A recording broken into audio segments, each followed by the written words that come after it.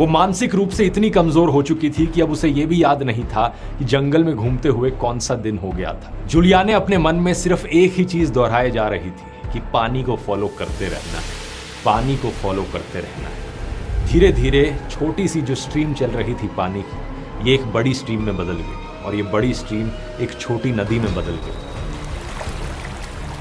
लेकिन इतने दिनों बाद अब उसकी भूख बिल्कुल अनबेरेबल बन चुकी थी। उसके पास जितनी भी कैंडीज थी वो सारी खत्म हो गई थी। उसने पाम ट्रीज के स्टेम्स के अंदर का हिस्सा खाने की सोची, लेकिन उसके पास कोई चाकू या कोई भी नोकीला हथियार नहीं था जिससे वो ये कर सकती थी।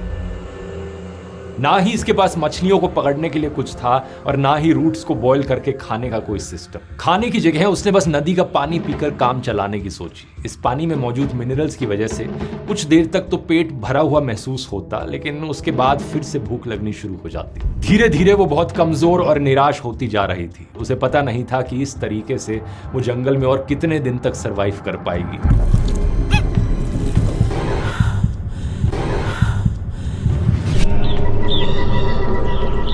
छठे दिन जूलियाने को एक चिड़िया की आवाज सुनाई देती है और ये सुनते ही उसे अचानक से जोश आ जाता है। इस आवाज को सुनकर वो तेजी से चलने लगती है। असल में ये एक होट्जिन बर्ड की आवाज थी जो उसने पहले भी सुनी हुई थी। उसे पता था कि ये चिड़िया किसी बड़ी नदी के पास खुले पानी के नजदीक ही अपने घोंसले को बनाती है। इसका मतलब था कि एक बड़ी नदी अब बहुत नजदीक थी और जैसे ही वो कुछ कदम और आगे चली, उसे दिखा कि उसकी स्ट्रीम अब आगे जाकर एक नदी में मिल रही है। लेकिन इस बड़ी नदी